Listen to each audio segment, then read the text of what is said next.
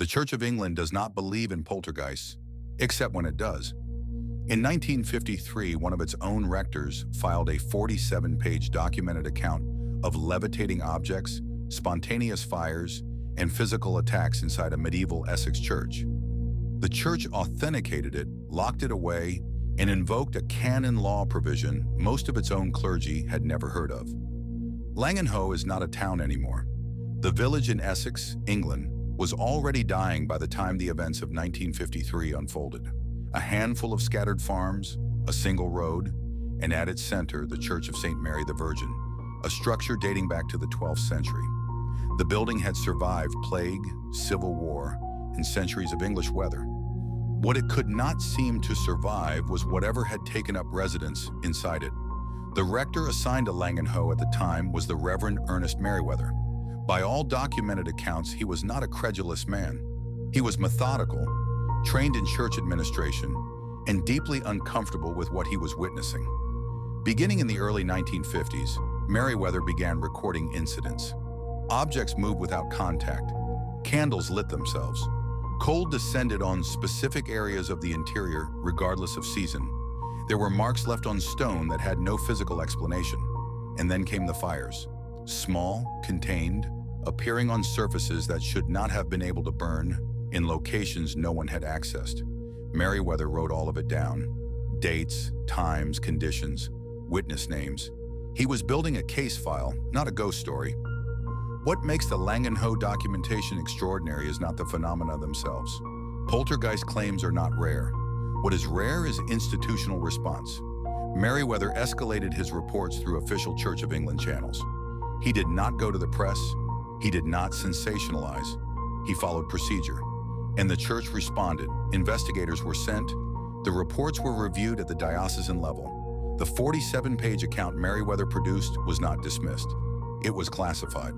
Under a provision of canon law that treated paranormal investigation records as ecclesiastical confidences, the entire file was sealed. The public justification was almost non-existent. The document simply disappeared into church administration.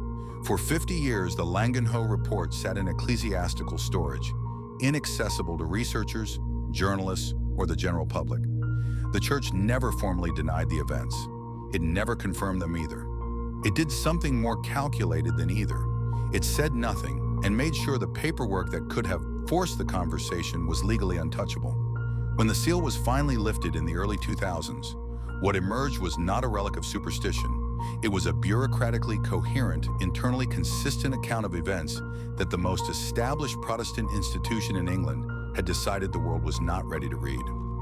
The 47-page report filed by Rector Eric Foster didn't read like theology.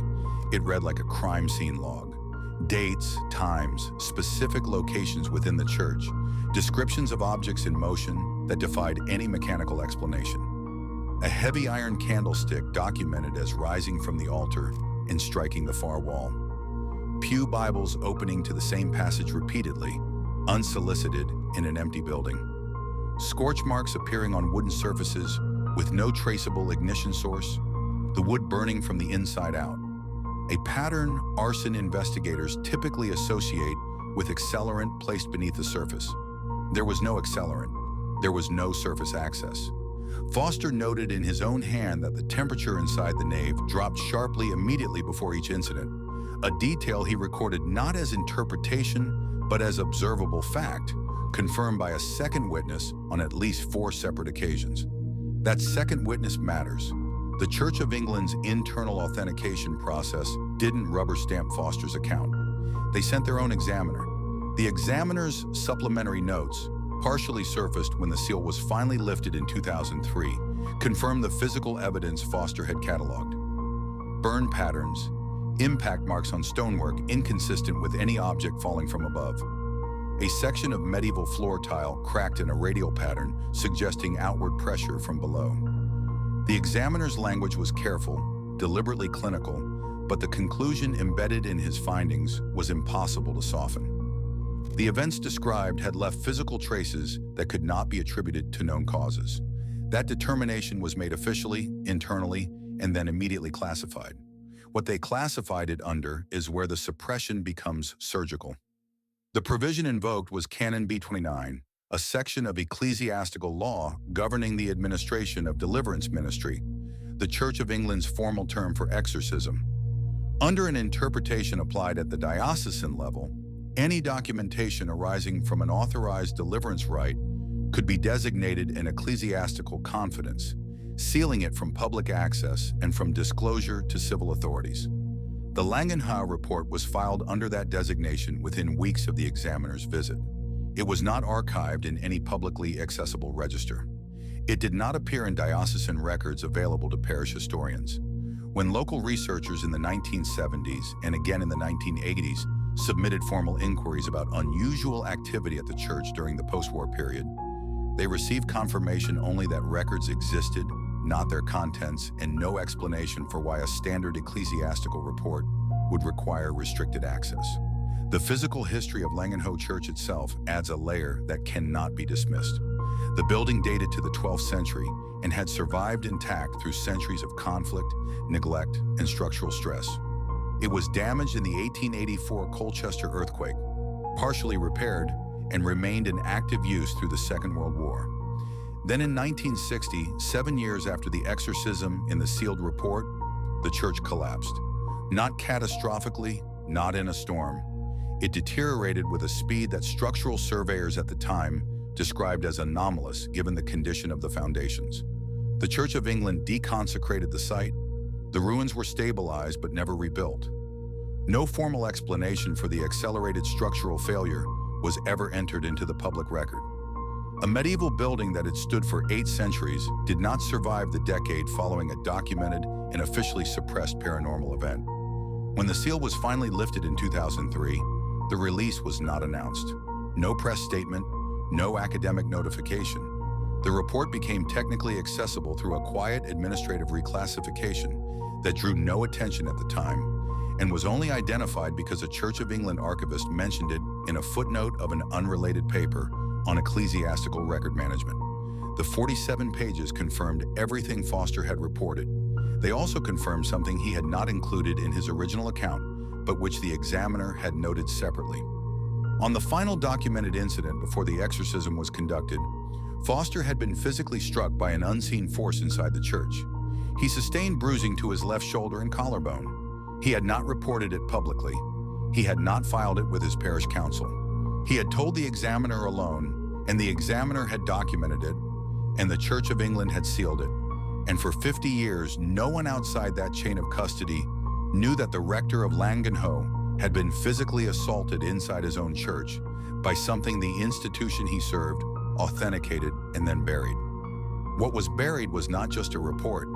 It was proof that the Church of England, the institution that publicly dismisses supernatural claims as superstition and folklore, had quietly built an internal framework for documenting, classifying, and responding to paranormal events.